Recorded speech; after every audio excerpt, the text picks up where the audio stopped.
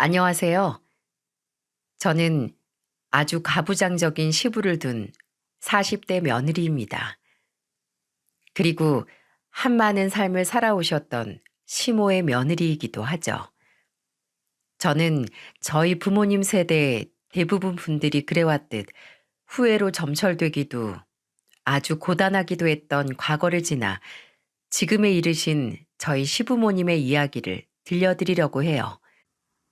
저는 어릴 적 동네에서 소문난 골목대장이었습니다. 놀이를 하던 옆 동네 꼬마애들과 다툼을 하던 그래서 항상 앞장서서 동네 애들을 진두지휘하곤 했죠. 심지어는 제 남동생이 동네 형들에게 맞고 왔을 땐 혼자 찾아가 따져 묻다가 코피가 터지게 싸운 적도 있었답니다. 물론 제가 다 이겼지만은요. 제가 초등학교 때 지병으로 일찍 돌아가신 저희 엄마께선 그런 저를 무척 걱정하셨어요. 반면 아버지는 어릴 땐 싸우면서 크는 거라며 오히려 저를 감싸주셨죠. 여자애가 너무 왈가닥이라 걱정이에요, 여보. 아, 왈가닥이면 어때? 우리 지혜는 여장군감이야. 그래도 허구한 날 동네 남자애들하고 다투고 다니잖아요. 나중에 저러다 큰일 나면 어떡해요. 지혜가 뭐 아무 때나 싸우나? 다 그런 일을 그냥 두고 보지 못하는 성격이라 그런 거야. 크면서 싸우는 것만이 정답은 아니라는 걸 우리가 가르쳐 주면 되지. 올바르게 잘하고 있는 거니까 당신 너무 걱정 마. 그렇게 저는 어른이 되었고 지금의 남편을 만나 결혼을 하게 되었어요. 결혼을 하게 되었을 때 저는 굉장히 들떠 있었죠. 시자가 붙긴 했지만 다시 엄마라는 존재가 생기는 거잖아요. 저는 항상 시어머니가 생기면 돌아가신 친엄마를 대하듯 잘하겠노라 다짐하곤 했거든요. 그런데 막상 결혼을 해보니 저희 시댁 분위기는 저희 친정집과는 아예 딴판이었습니다. 집안이 가부장적이라는 이야기를 남편에게 듣긴 했었지만 이 정도일 줄은 미처 몰랐죠. 마치 드라마에서만 보던 막장 집안의 모습 있잖아요. 집안의 유일한 독재자로 군림하며 제 손 하나 까딱하지 않는 아버지와 그런 남편에게 찍소리 한번 못하고 순응하며 사는 어머니요. 저희 시부와 시모가 딱 그랬습니다. 게다가 그냥 남 배려를 잘하는 성격인 줄로만 알았던 남편은 사실 그런 시부 아래에서 기 한번 못 펴고 자라 남의 눈치를 많이 봤던 거라는 걸 깨닫게 되었죠. 시동생 또한 마찬가지였고요. 유일하게 남편의 누나인 큰 신우만 성격이 동생들과 영 딴판이었는데 좋은 뜻의 딴판은 아니었어요. 엄마인 시모를 막대하는 모습이 아주 시부와 판박이더군요. 처음 겪어보는 유형의 가족에 적응하지 못했던 저는 시댁에 가면 항상 숨이 막히는 것 같았어요. 시부는 항상 뭔가 마음에 들지 않으면 참지 않고 호통을 쳤고 심할 땐 물건을 집어던지기도 했습니다. 그럴 때면 남편과 시동생 시모는 숨을 죽인 채 그저 그 순간이 지나가기만을 기다리더군요. 일례로 제가 가장 충격을 먹었던 사건이 하나 있었습니다. 결혼 이후 처음 맞이한 설명절의 다음 날이었어요. 전 시부의 강압적인 분위기에 친정에 가겠다는 이야긴 꺼내지도 못했죠. 저보다 일찍 결혼을 해서 멀리 전남 지역에 살던 큰 신우는 친정이랍시고 이미 시댁에 와 있었는데도요. 시매부는 함께 오지 않았지만은요. 큰 신우와 사이가 좋지 않아 시매부가 시댁에 오지 않은 지 꽤 되었다고 남편이 귀띔을 해주더라고요. 명절 기간 내내 너무 긴장을 했던지라 늦잠을 자버린 전 시간을 보고 헐레벌떡 일어나 방 밖으로 나왔습니다. 다행히 시부는 아직 일어나지 않으셨어요. 반면 시모께선 일찍 일어나 아침상을 다 차려놓으셨더군요. 전날 남았던 떡으로 끓인 떡국이었죠. 어머님, 죄송해요. 뭐가 죄송하니? 늦잠 좀 잘 수도 있지. 그래도 어머님 혼자 아침을 다 차리셨잖아요. 네 신우는 아직도 코 드렁드렁 골면서 자고 있다. 신경 쓸 것 없어. 그래도 괜히 네 시아버지가 일찍 깨서 보면 한 소리 할지도 모르니까 가서 식탁에 수저나 좀 놓아주렴. 시부에게 항상 기가 눌려 계시긴 했지만 저희 시모께선 참 좋은 분이셨어요. 평생 본인이 고생을 하고 사셨던 탓인지 며느리인 저만은 손에 물 많이 묻히고 살지 말라며 시부 몰래 저를 챙겨주려고 애쓰셨죠. 저는 시모 말대로 뒤늦게나마 상을 차리는 걸 도왔습니다. 그리고 시부께서 일어나자 가족들을 식탁으로 부른 후 떡국을 하나씩 상에 올렸죠. 우린 평소대로 시부께서 먼저 숟가락을 들기만을 기다렸습니다. 항상 밥상에서의 첫 술은 집안의 제일 높은 어른이었던 시부께서 먼저 뜨셔야만 했으니까요. 그리고 시부는 국물을 한 수저 떠서 드시더니 이내 제 눈앞에서 엄청난 짓을 저지르고 말았죠. 간이 왜 이래? 이 여편 내가 여태 국간 하나 제대로 못 맞춰? 다시 내와! 시부께선 호통을 치며 숟가락을 바닥으로 집어던지더니 떡국이 든 그릇을 식탁 아래로 획 밀쳐버리셨어요. 저는 너무도 놀라 앉은 자리에서 그대로 굳어버렸어요. 태어나서 처음 본 경악할 만한 광경이었으니까요. 남편과 시동생 또한 자리에 얼어붙은 건 마찬가지였습니다. 시모는 어깨를 잔뜩 움츠리며 얼른 다시 떡국을 끓이러 후다닥 주방으로 향하셨고요. 유일하게 움츠러들지 않고 입을 나불대던 건 큰 신우 혼자였죠. 아, 엄마, 노막 났어? 왜 아침부터 아빠 심기를 건드려? 엄마 때문에 집안 분위기 다 엉망됐잖아. 옳게, 나 김치 좀. 아휴, 엄마 나 무김치 좋아하는 거 알면서 왜 안 꺼내놨대? 마음에 드는 게 하나도 없어 진짜. 어쩜 저렇게 순하고 착한 시모 아래서 저런 딸이 나왔을까요? 얼어있던 저는 큰 신우의 말에 열이 뻗쳐 뒤늦게 정신을 차렸습니다. 성격 같아선 한마디 해주고 싶었지만 아직은 시댁이 어려워 차마 그러진 못하고 시모라도 돕기 위해 주방으로 향했죠.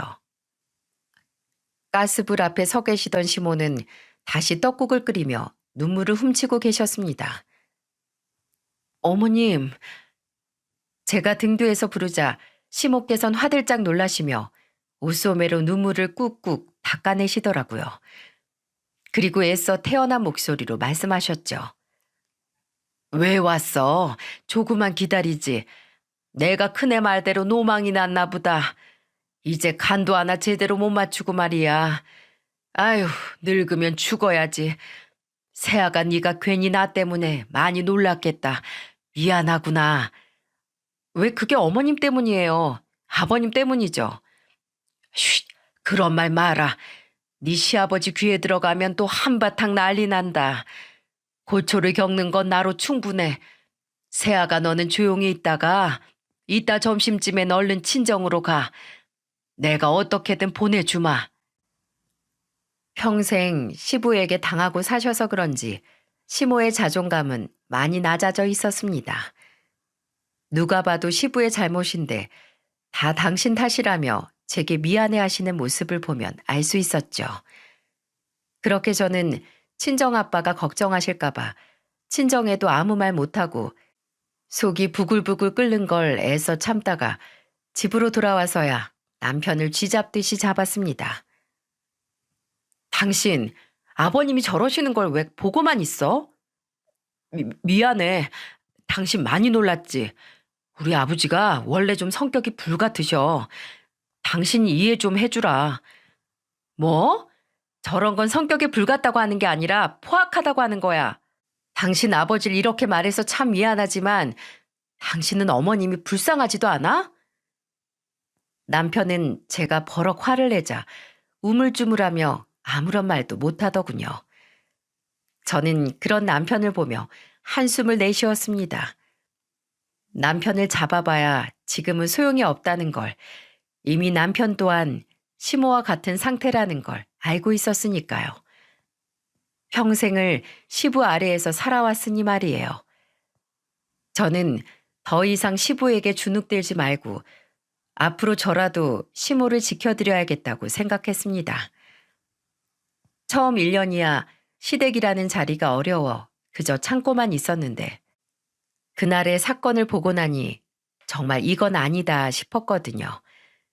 그렇게 시댁에 가는 날을 벼르고 벼르다가 드디어 남편과 시댁의 저녁을 먹으러 간 날이었습니다. 그날도 어김없이 시부는 밥상 앞에서 진상을 부리더군요. 당신 술 좀 내와봐. 미안해요 여보. 지금 집에 사다 놓은 술이 다 떨어졌는데.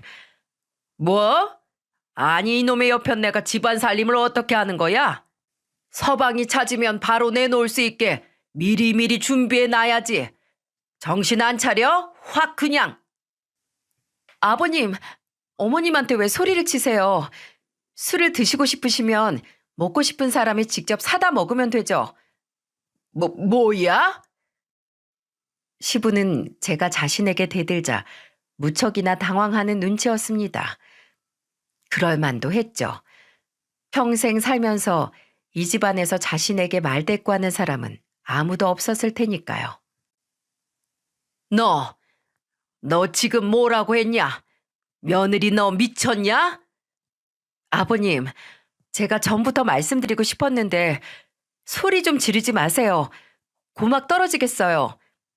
그리고 젊은 저도 심장이 쿵쿵대는데 평소에 어머님은 얼마나 놀라고 무서우셨겠어요. 이러다 어머님 쓰러지기라도 하시면 아버님 혼자서 물 하나 못 떠서 드시면서 어떻게 사실 건데요? 뭐야? 너 지금 말 다 했어?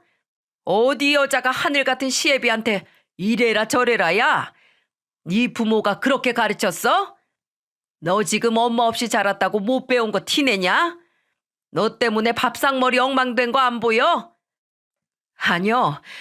저희 부모님은 저한테 그런 일은 못 본 척 하지 말라고 잘 가르쳐 주셨어요.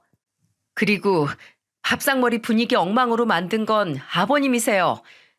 저번 명절에도 떡국 바닥에 내동댕이 쳐서 집안 분위기 다 망친 것도 어머님 탓 아니고 아버님 탓이라고요.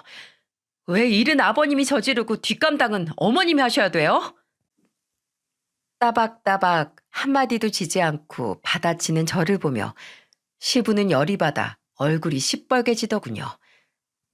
그리고 밥그릇을 집어던지려는 시부를 똑바로 바라보며 저는 경고했습니다. 아버님, 그거 지금 던지시면 저 경찰에 신고할 거예요. 뭐? 신고? 네, 신고요. 요샌 가족끼리도 물리적으로 해를 끼치면 처벌받는 거 모르세요? 어떻게 저 지금 112에 전화할까요? 이 고의한? 시부는 밥그릇을 잡은 손을 부들부들 떨더니 에이씨 하며 의자를 발로 빵 차고 안방으로 들어가 버리셨습니다. 잔뜩 얼어붙은 분위기에 그제야 남편은 후 하고 참았던 숨을 내쉬더군요. 그렇게 제 성질에 못 이겨 한바탕 쏟아내고 나자 그제야 시모 생각이 퍼뜩 들더라고요. 저는 걱정스러운 표정으로 시모께 물었습니다. 어머님, 죄송해요. 많이 놀라셨죠? 예, 새아가야. 날 대신해서 네 시애비에게 화를 내준 건 참으로 고맙다만 앞으론 그러지 말거라. 시모께선 제게 근심스러운 얼굴로 이렇게 말씀하시는 게 아니겠어요? 저는 시모의 말에 가슴이 답답해지는 걸 느꼈습니다. 하지만 어머님, 아버님께선 매번 어머님께 저렇게 함부로 행동하시는 걸 어떻게 그냥 두고만 봐요. 전 그렇게 못해요. 나는 괜찮다. 내가 시집 와서 네 시조부모님들 모시고 살 때부터 이미 익숙해졌던 일이야. 나는 평생 이렇게 살았으니 참을 만하다. 괜히 새아가 너한테까지 불똥이 튈까봐 난 그게 더 무섭구나. 내가 이렇게 힘없고 못난 시엠이라 너한테 참 미안하다. 시모께선 결국 또 눈물을 보이셨습니다. 가슴이 아팠어요. 맨날 뭐가 그렇게 괜찮고 미안하시다는 건지요. 그렇게 그날의 저녁 식사 자리는 엉망이 된 채로 마무리가 되었습니다.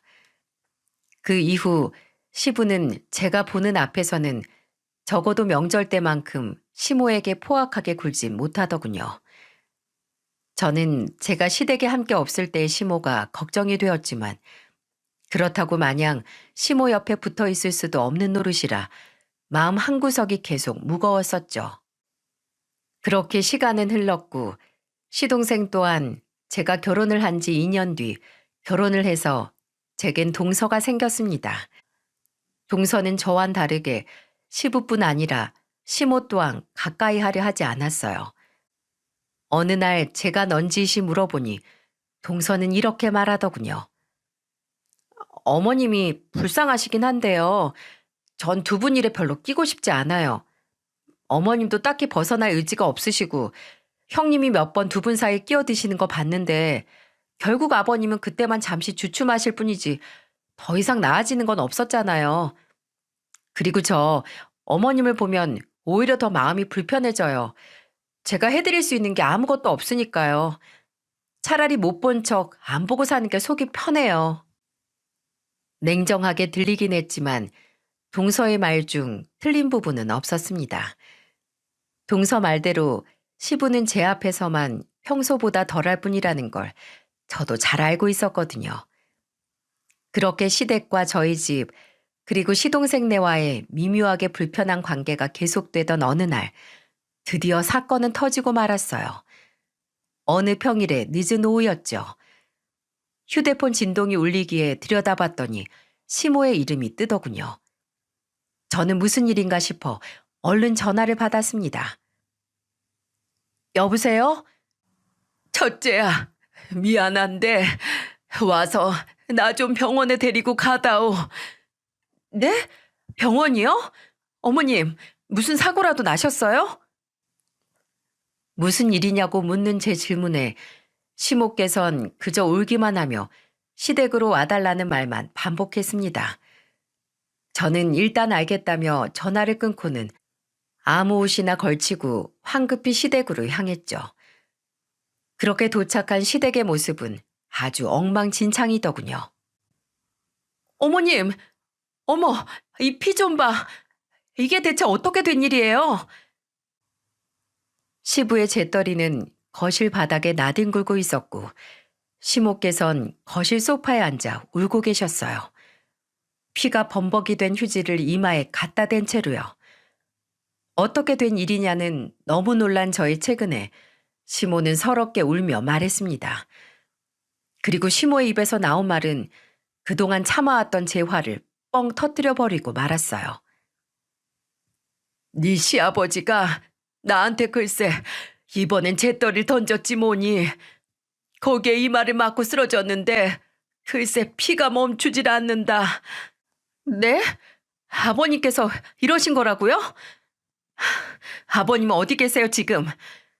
내가 계속 아파서 오니까 짜증난다고 신경질을 내더니 집 밖으로 나가버렸어. 너무 무서운데 첫째 너밖에 생각이 나질 않더구나.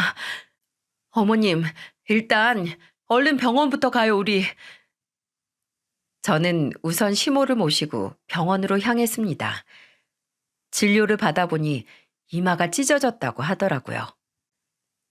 어머님, 일단 집에 돌아가지 마시고 우리 입원해서 다른 검사도 같이 받아요. 저는 우선 시모를 시부에게서 떨어뜨려 놔야겠다고 생각했습니다. 그래서 시모를 곧바로 병원에 입원을 시켰죠.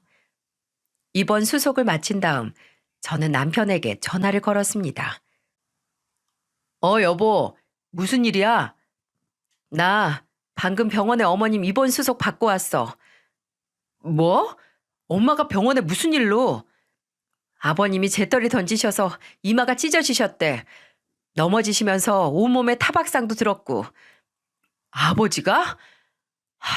아버지 진짜 날이 갈수록 엄마한테 하는 짓이 심해지셔서 큰일이네. 수학이 넘어 남편은 그저 한숨만 내쉬더군요. 저는 그런 남편에게 단호하게 말했습니다. 일단 나 당분간 어머님 옆에 붙어 있을 테니까 그런 줄 알고 나 모아둔 적금 좀 쓸게. 그리고 아버님께 어머님이 입원했다는 말은 전해드리고 어디인지는 절대 말하지 마. 서방님께도 꼭 신신당부하고. 알겠지? 저는 남편과의 전화를 끊고 이번엔 동서에게 전화를 걸었습니다. 저와 마찬가지로 주부였던 동서는 집에서 쉬고 있었는지 금방 전화를 받더군요. 예, 형님, 무슨 일이세요? 동서, 그동안 어머님께 해드릴 수 있는 게 아무것도 없어서 마음이 불편하다고 했지? 그래서 어머님을 멀리한 거라고. 네? 네, 뭐 그랬죠. 근데 갑자기 그 얘긴 왜 꺼내세요? 동서, 우리 같은 여자로서 어머님 이대로 두고 보지 말고 도와드리자. 내가 생각해 놓은 방법이 있어. 저는 동서에게 시모의 입원 사실과 경위를 전부 말해 주었어요. 시모가 입원까지 했다는 말에 동서는 무척이나 놀라더라고요. 우선 저도 병원으로 갈게요, 형님. 그렇게 얼마 지나지 않아 동서는 병원에 도착했습니다. 그 사이 환자복으로 갈아입은 시모께선 저와 동서를 보고 눈물을 흘리시더군요. 못난 나 때문에 괜히 너희들이 고생을 하는구나. 미안하다. 미안해. 그런 말씀 마세요, 어머님. 왜 맨날 미안하다고 하세요? 그리고 어머님이 왜 못 나셨어요? 저희한테는 세상에서 가장 귀한 시어머니신데요. 형님 말씀이 맞아요, 어머님. 그리고 왜 맨날 아버님한테 그렇게 당하고만 사세요? 같이 좀 맞서 싸우고도 좀 하시지. 어머님이 그냥 이렇게 당하기만 하시니까 아버님이 더 저러시는 거잖아요. 맨날 참으시다가 결국 이게 뭐예요? 그만해, 동서. 어머님이 평생을 이렇게 살아오셨는데 그게 어디 말처럼 쉬우시겠어? 속상해서 그러죠. 속상해서. 저와 동서의 말에 시모께선 말없이 눈물만 뚝뚝 떨구셨습니다. 동서는 동서대로 답답하고 속상한지 이마를 짚으며 한숨을 푹 쉬었고요. 저는 시모의 손을 잡고 어루만지며 말했습니다. 어머님, 그리고 동서, 우리 여자들끼리 여행 가요. 어머님 예전에 해외여행 가본 적 있다고 하셨죠? 여행? 그랬지. 예전에 네 시아버지랑 동네 사람들이랑 중국으로 한번 가본 적은 있다만. 어머님 퇴원하시면 우리 같이 여행 가서 기분 전환도 하고 푹 쉬고 와요. 네? 그렇지만 네 시아버지가 자기를 떼어놓고는 절대 못 가게 할 텐데 네 시아버지가 우리 집에선 대장 아니냐. 동서는 갑자기 뜬금없이 무슨 여행이냐는 눈빛으로 저를 쳐다보더라고요. 저는 그런 동서에게 씩 웃어 보인 채 다시 시모를 보고 말을 이었습니다. 어머님, 저희만 믿으세요. 앞으로 아버님한테 당하고 살지도 마시고 지레 겁을 먹지도 마세요. 이제 저희가 어머님 지켜드릴 거예요. 시모는 그래도 불안한 눈빛이었어요. 저는 다시 한번 시모에게 이렇게 말했죠. 어머님, 아버님께서 집안의 대장이라고 하셨죠? 대장 여기도 있어요. 저 어렸을 땐 골목에서 대장 노릇 좀 했거든요. 그러니까 저만 믿고 따라오세요. 아셨죠? 확고한 제 모습에 시모는 그제야 알았다고 대답을 하셨어요. 그날 이후 저는 동서와 상의해 각각 경비를 반씩 부담해 베트남 여행 계획을 짜기 시작했죠. 동서도 이번엔 사태의 심각성을 느꼈는지 저를 믿고 자신도 돕겠다고 이야기를 하더라고요. 그리고 저는 시모의 휴대폰으로 시부가 전화를 걸 때마다 족족 거절 버튼을 눌렀어요. 그러자 시부는 제게 전화를 걸어 시모를 찾더군요. 너네 시어머니 어디 있냐? 아, 너네 왜 다 나한테 병원이 어딘지 안 알려줘?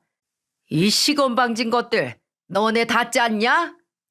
네, 아버님이 어머님 이렇게 만드셨는데 병원에 오셔서 또 어머님 속을 어떻게 뒤집으실 줄 알고 어디인지를 알려드려요?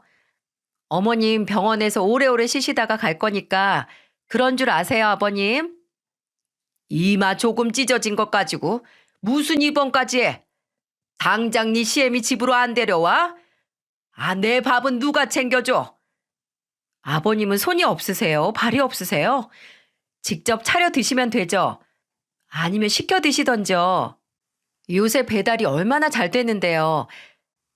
저 그럼 다시 어머님 돌봐드리러 가야 해서 끊어요. 저는 뭐라고 고래고래 소리를 지르는 시부의 목소리를 뒤로 한 채 전화를 뚝 끊어버렸습니다. 이후로도 저는 시모에게 시부의 전화를 받지 말라고 신신당부를 했어요. 그리고 저와 동서 또한 시모께서 퇴원하실 때까지 시부의 전화를 일절 받지 않았죠. 동서와 저는 번갈아 가며 시모의 병실로 찾아가 시모를 안심시키려 노력했습니다. 남편의 어릴 적 앨범을 들고 와 시모를 즐겁게 해드리기도 했고, 여행 계획표를 가져가 여행에 대한 기대를 안겨드려 시모의 근심을 잠재우기도 했죠. 그렇게 열흘 뒤 시모는 퇴원을 하게 되었고, 저와 동서는 미리 싸놓은 시모의 짐을 가지고 곧바로 공항으로 향했습니다. 시모께선 시부 없이 떠나는 첫 여행에 소녀처럼 들떠하시더군요. 저는 그런 시모의 모습을 사진으로 여러 장 남겼고요. 또 다 같이 동남아 컨셉으로 맞춘 휴양지 스타일 원피스를 입고 입국장에서 셋이 셀카를 찍기도 했죠. 그리고 저는 출국을 기다리며 그 사진들을 모두 시부에게 전송했습니다. 아니나 다를까 시부는 노발대발하며 제게 전화를 걸었더군요. 야, 너네 이 사진들 다 뭐야? 아버님, 사진 보셨어요? 어머님, 너무 소녀처럼 예쁘시죠? 저희 오늘 여행 가요. 여행? 아니, 내가 그 여편네 퇴원할 때까지 얼마나 혼자 개고생을 하며 기다렸는데 여행은 무슨 여행이야? 당장 네 시애미 집으로 데려오지 못해? 여태껏 혼자 잘 기다리셨다면서요. 앞으로도 쭉 혼자 밥도 잘 해드시고 빨래도 직접 해서 입으시고 하면 되겠네요. 혼자 잘 사시고 계세요. 아, 저희 언제 올지 모르니까 기다리지 마시고요. 아셨죠? 저는 그대로 전화를 끊고 비행기를 타기 위해 휴대폰 전원을 꺼버렸습니다. 그리고 베트남에 도착해 다시 휴대폰을 켜보니 시부는 부재중 전화에 욕설이 담긴 문자들까지 제 휴대폰에 한가득 남기셨더라고요. 그러거나 말거나 저는 이후에도 걸려오는 시부의 연락을 전부 무시했습니다. 그러다 동서와 시모와 함께 행복한 표정으로 찍은 사진들이 제법 많이 쌓이면 놀리듯 시부에게 죄다 전송을 해주었죠. 그럴 때마다 시부는 지치지도 않고 저에게 전화를 걸어댔고요. 그리고 일주일쯤 지났을 때 시부는 제발 한 번만 전화를 받아달라며 문자로 사정을 하더군요. 여보세요? 아버님, 왜 자꾸 이렇게 전화를 하세요? 예, 첫째야. 네 시애미 좀 한 번만 바꿔다오. 어머, 아버님, 웬일로 그렇게 부드럽게 저를 부르세요? 맨날 저한테 야, 너 이러셨잖아요. 내가 미안하다. 내가 너희 시어머니가 없으니 아주 죽겠다, 죽겠어. 배달 음식도 한두 번이지 아주 물려서 죽을 맛이야. 세탁기도 좀 이상한 것 같아. 옷을 다 같이 넣고 돌렸더니 흰 옷이 검어지질 않나. 어떤 옷은 잔뜩 줄어들어서 내 몸에 아예 들어가지도 않는다. 그동안 어머님이 다 해주셨으니까 집안일이 얼마나 힘든 건지 하나도 모르셨죠? 잘 됐네요. 이 기회에 좀 배우세요, 아버님. 아, 그리고 어머님이 가스레인지 옆 찬장에 라면 3봉지 있다고 그거 끓여 드시라고 전해달래요. 그러지 말고 제발 네 시애미 좀 한 번만 바꿔다오. 당장 들어오라는 것도 아니고 그 정도는 해줄 수 있지 않냐? 잠시만요. 어머님, 아버님께서 자꾸 전화 바꿔달라는데 받으실래요? 저는 시부의 간곡한 부탁에 고개를 돌려 시모에게 물었습니다. 시모께선 방금 산 망고 스무디를 쭉 들이키며 새침한 표정으로 딱 한마디를 하시더군요. 싫다. 아버님, 들으셨죠? 어머님이 싫대요. 그러게 평소에 어머님께 잘 좀 하시지 그러셨어요. 이제 어머님의 소중함을 좀 아시겠죠? 그래, 알겠다, 알겠어. 그러니까 이제 그만 좀 하고 좀 들어오너라, 어? 에이, 어머니께서 얼마 전에 오신 여행인데 이렇게 일찍 돌아가요? 기왕 느끼신 김에 어머님에 대한 소중함 아주 듬뿍듬뿍 느끼고 계세요. 아셨죠? 그리고 시간 남으시면 지난날 어머님께 아버님이 했던 행동들 반성도 좀 하시고요. 저는 그렇게 전화를 끊었습니다. 이미 시부와 떨어져 있던 시간 동안 많이 밝아지신 시모께선 제 통화 내용을 들으시곤 까르르 웃으시더군요. 아이고 그놈의 망할 영감탱이 아주 꼬숩다 꼬수어. 저와 동서는 그런 시모를 보며 흐뭇하게 웃었습니다. 시모가 이제야 조금씩 시부의 그늘에서 벗어나시는 것 같아서요. 그렇게 일주일을 더 여행한 후 우린 다시 한국으로 돌아왔습니다. 저는 시모를 모시고 저희 집으로 향했죠. 어머님, 이제 그냥 저희 집에서 쭉 지내세요. 제가 부족하지만 친딸처럼 잘해드릴게요. 어머님 평생 고생하셨는데 이제라도 저희한테 대접받고 사셔야죠. 대접이라니. 난 지금도 너희한테 너무 고마워서 어쩔 줄을 모르겠다. 내가 괜히 큰애 니네 집에 가면 너희가 불편한 거 아니니? 절대 아니니까 혹여 미안하다고 말씀하실 생각이면 하지 마세요, 어머님. 제가 좋아서 모시고 가는 건데 왜 제가 불편해요? 그리고 여행에서 돌아온 그 주 주말, 저와 동서는 제 남편과 시동생에게 저희가 직접 작성한 각서 한 장을 시부에게로 돌려보냈어요. 오래지 않아 남편과 시동생은 멋쩍은 표정으로 돌아오더군요.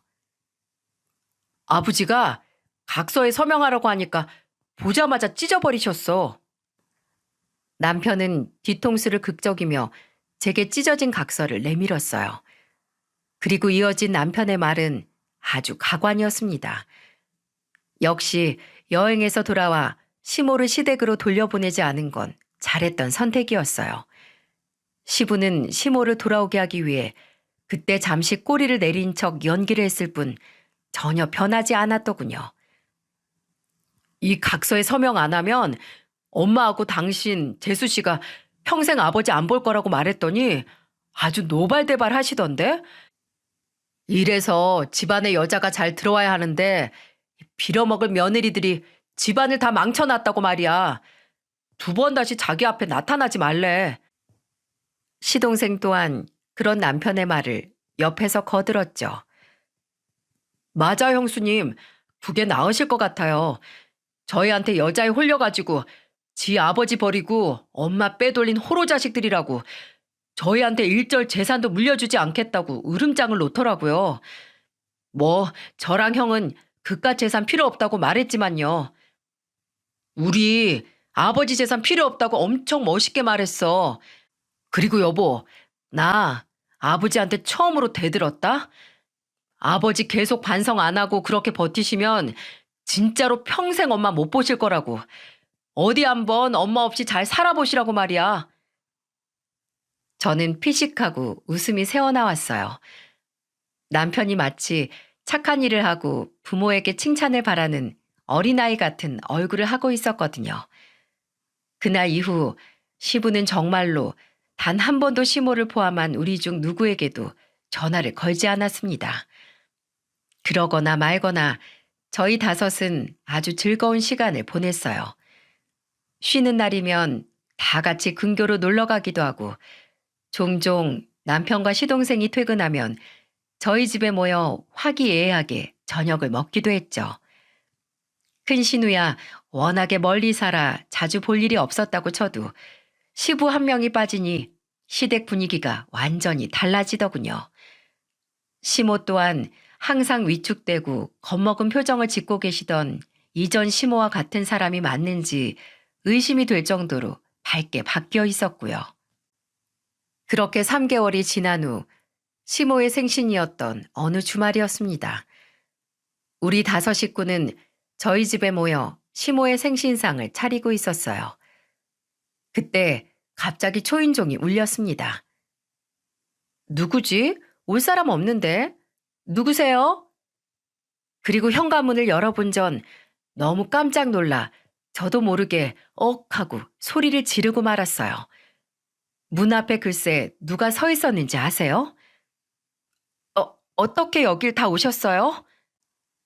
그 사람은 바로 한 손엔 케이크를 또 다른 한 손엔 검은 비닐봉지를 들고 머쓱한 표정으로 서 있던 시부였습니다. 왜? 내 아들 집인데 내가 뭐 못 올 때 왔냐? 아니 아버님, 손에 들고 계신 거 뭐예요? 뭐긴 뭐야. 케이크랑 네 엄마 미역국에 넣을 소고기지. 나 계속 여기 세워둘 셈이냐? 잠시만요. 어머님, 아버님이 오셨는데요. 뭐? 에구머니나. 시모는 시부가 왔다는 말을 듣자마자 안방으로 도망을 치셨습니다. 병원에 입원했던 날 이후 시부를 한 번도 마주친 적이 없으니 겁이 날 만도 하셨겠죠. 시부는 어색한 걸음으로 거실로 어기적 걸어왔어요. 그런 시부를 보며 다들 당황한 기색을 숨기지 못했죠. 어색한 침묵을 깬 건 다름 아닌 남편이었어요. 아버지, 엄마 생신 알고 계셨어요? 그럼 내가 네 엄마랑 몇십 년을 살았는데 설마 네 엄마 생일도 모를까 봐? 근데 여태 엄마 선물 한 번, 축하한다는 말씀 한 번 하신 적 없으셨잖아요. 시부는 소고기가 든 봉지를 테이블 위에 툭 올려놓으며 퉁명스럽게 대답했죠. 알고는 있었는데 내가 뭐 살면서 이런 걸 생전 챙겨본 적이 있어야 할 거 아니냐. 나 부끄럽게. 그래서 오늘 이렇게 케이크랑 고기 사들고 온 거 아니냐. 나는 뭐 네 엄마 생일 좀 챙기면 안 되냐? 왜 챙긴다고 해도 난리야. 그때 안방문이 스르르 열렸습니다. 그리곤 방 안에서 우리의 대화를 다 듣고 계셨는지 굳은 표정의 시모가 조심스럽게 방 밖으로 나오시더군요. 왔수?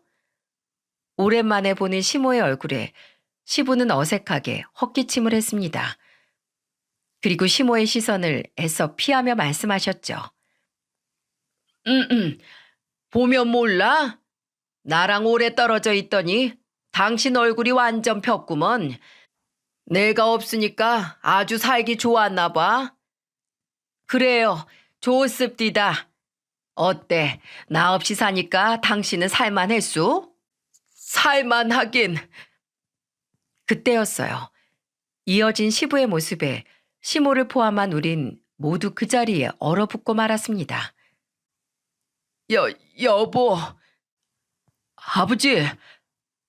바로 시부가, 그 대쪽 같던 시부가 글쎄 눈시울을 붉히는 게 아니겠어요? 정작 자신도 놀랐는지 시부는 손바닥으로 다급히 눈물을 훔치더군요. 하지만 울먹이는 목소리는 차마 숨기지 못했죠. 내가 그동안 잘못했네. 그때 많이 아팠지? 미안하네. 정말 미안해. 가늘게 떨리는 시부의 목소리에 시모는 감정이 북받치셨는지 함께 눈이 빨개지시더군요. 그리곤 원망스러운 목소리로 시부의 말에 대꾸를 하셨죠. 그동안 연락 한 번 없더니 무슨 심경의 변화가 생긴 거요? 경남이 알지? 내 제일 친한 친구는 말이야. 얼마 전에 그놈 아내가 갑자기 세상을 떠났지 뭐야. 뇌출혈이 왔대. 그렇게 경남이 아내가 허망하게 세상을 떠나는 걸 보니까 당신이 너무 보고 싶어지는 거야. 우리 나이가 벌써 언제 갑자기 떠나도 이상하지 않을 나이가 된 거야.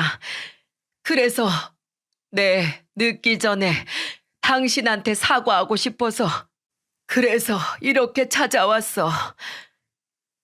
결국 시부는 자리에 서서 눈물을 뚝뚝 떨구셨습니다.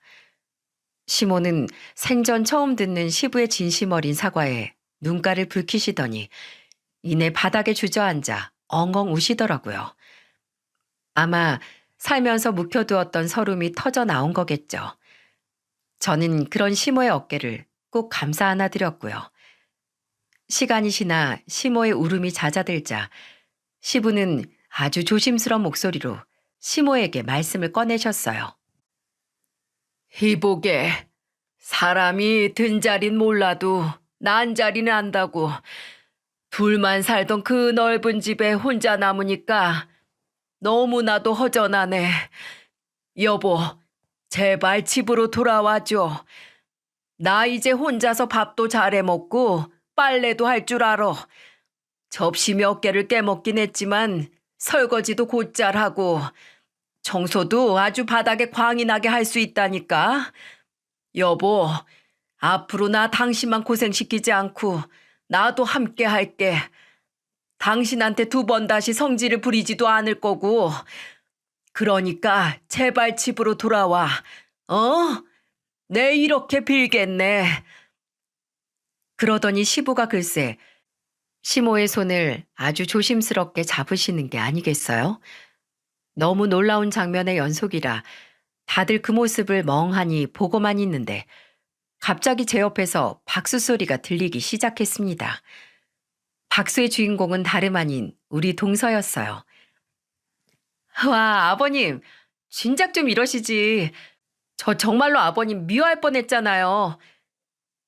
그리고 다들 뭐에 홀렸는지 우린 무슨 영화의 한 장면처럼 동서의 박수 소리에 이끌려 다 같이 박수를 치고 말았지 뭐예요. 지금 생각해도 참 너무 어이없이 웃긴 광경이었죠. 그렇게 우린 시모의 생신상을 차려 다 같이 즐거운 저녁을 보냈습니다. 제가 결혼을 한 후 정말 아무런 근심 없이 최고로 행복한 날이었어요. 시부는 정말로 달라지려고 작정을 하셨는지 어색하게 주방을 서성거리시기에 뭘 하시는 건가 유심히 봤더니 글쎄 식탁 위에 수저를 놓고 계시더라고요.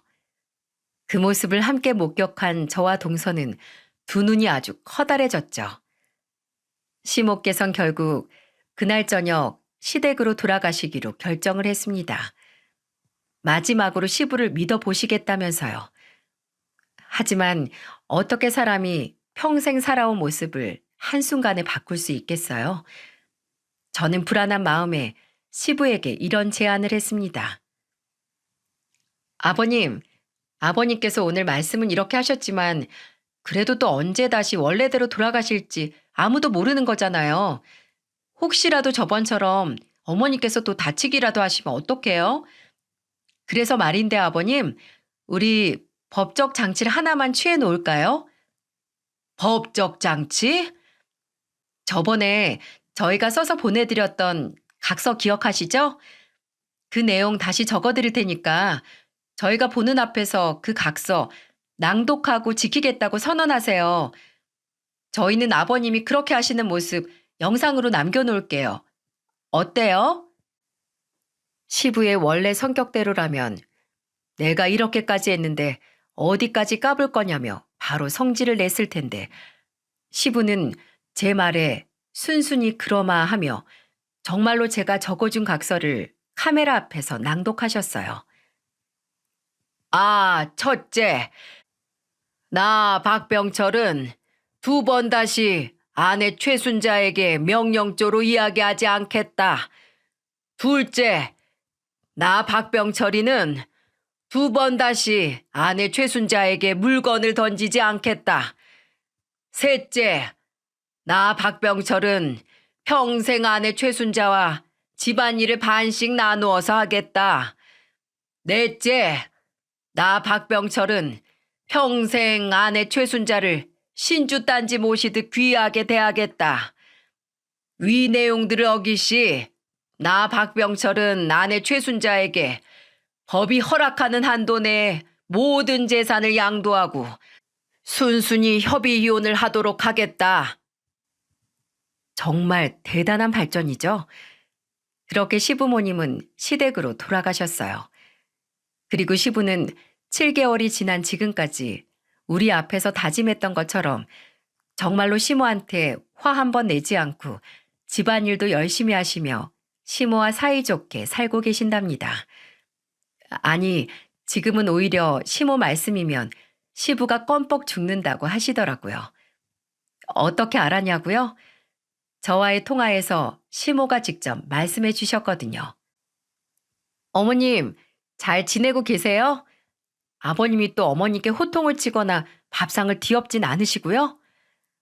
밥상을 뒤엎긴, 예, 다 바뀌었다, 다 바뀌었어. 네? 뭐가요? 네 시아버지랑 나 말이다. 전세가 역전이 됐다고. 아, 이제 내가 대장이야. 네? 대장이요? 그래, 네 시아버지가 이제 내 말이라면 아주 껌뻑 죽는다 죽어. 내가 눈썹이라도 꿈틀대면 뭐가 불편하냐며 내 눈치를 그렇게 보고 밤에 자려고 누우면 집안일 하느라 힘들었지 하면서 내 다리를 매일 그렇게 주물러댄다. 그 좋아하던 술도 내가 싫다니까 지금은 일주일에 한 번도 먹을까 말까 하고 어쩜 사람이 이렇게 변하니? 살다 보니 내 평생에 이런 날도 다 오는구나. 요샌 아주 살맛이 나, 살맛이. 다 며느리 너희들 덕분이야. 고맙다. 정말 고마워. 저희 시모 너무 귀여우시죠? 시모의 밝아진 목소리를 들으니 저도 그제야 내심 했던 걱정을 내려놓을 수 있겠더라고요. 아, 또 지난달엔 이런 일도 있었답니다. 오랜만에 가족 모임에 웬일로 큰 신우가 왔더라고요. 그리곤 가족들 앞에서 폭탄 선언을 했죠. 나 이혼당했어. 빌어먹을 자식. 나 같은 여자랑은 때려 죽여도 못 살겠대. 내가 어디가 어때서? 개자식. 엄마 아빠. 나 앞으로 여기서 살래. 아 열불나. 엄마 나 물. 아 네가 떠다 먹어. 넌 손이 없니 발이 없니? 큰 신우는 평소처럼 명령조로 시모에게 이야기했지만 시모는 단칼에 그런 신우의 말을 잘라내셨습니다. 큰 신우는 예상치 못한 시모의 말에 벙찐 표정을 짓더군요. 큰 신우는 그동안 시댁에서 생긴 일들을 전혀 몰랐었거든요. 엄마, 왜 그래? 뭐 잘못 먹었어? 이 썩을 년이 지금 엄마한테 무슨 말버릇이야? 이 건방진년, 너 예전부터 내가 벼르고 있었다. 물 같은 소리 하고 있네. 내 집에 넣어줄 물 없어. 썩 나가. 살긴 어디서 살아? 어디 지가 못돼 처먹어서 이혼당한 게 자랑이라고 집에 와서 큰 소리를 내? 내 집에서 당장 나가. 꺼져. 그리고 시부는 정말로 큰 신우의 등을 떠밀어 그 자리에서 쫓아내셨어요. 어안이 벙벙해진 큰 신우는 영문도 모른 채 집 밖으로 쫓겨났고 뒤늦게 밖에서 문을 쾅쾅 두드려댔지만 시부께선 팔짱을 낀 채 콧방귀를 뀌셨죠. 못된 기집애 같으니라고. 감히 누구한테 명령질이야? 그 모습을 보는데 어찌나 웃음이 나던지요. 결국 나중에 듣기론 큰 신우는 원래 살던 지역에서 저렴한 월세를 구해 지금은 혼자 지내고 있다고 하더라고요. 그렇게 시모한테 못되게 굴더니 똑같이 시모한테 못되게 굴던 시부에게 된통 당하는 꼴을 보니 속이 다 시원하더라고요. 그리고 저희 집과 시동생 내에 동시에 아주 기쁜 일이 생겼습니다. 지난주에 동서와 함께 산부인과에 다녀왔는데 글쎄 저와 동서 둘 다 각각 임신 4주차, 5주차라지 뭐예요? 두 집 다 아이가 영 생기지 않아 내심 걱정이었는데 이렇게 동시에 찾아와 우리를 두 배로 기쁘게 해주려고 저희를 그토록 애태웠었나 봅니다. 이 소식을 들은 시부모님께서 어찌나 좋아하시던지요. 얼마나 좋으셨으면 그 무뚝뚝한 시부께서 저와 동서에게 혹시 먹고 싶은 건 없냐고 물어보셨다니까요. 여기까지가 우여곡절이 많았던 저희 시댁의 사연이었습니다. 처음엔 문제가 많았지만 그래도 지금은 해피엔딩이라 참 다행이죠. 뒤늦게 제게 이야기를 전해들은 저희 친정아빠께서도 어릴 적에 그렇게 앞장서서 대장 노릇을 하더니 이번엔 아예 시댁을 그렇게 뒤집어놨냐며 너털 웃음을 지으시더군요. 저야 뭐 이런 성격으로 태어난 걸 어쩌냐며 어깨를 으쓱하고 말았죠. 혹시 이 사연을 듣는 분들 중에 아직까지 오랜 시간을 함께해온 배우자의 소중함을 깨닫지 못하신 분들이 있다면 지금이라도 늦지 않았어요. 저희 시부의 말씀처럼 나중에 후회하기 전에 지금 곁에 계신 배우자분들께 그동안 미안했다고 그리고 고마웠다고 꼭 말씀드려보세요. 시간은 결코 기다려주지 않으니까요. 그럼 그동안 힘들게 살아오신 세상 모든 부모님들, 과거에도 지금도 그리고 앞으로도 무조건 화이팅입니다.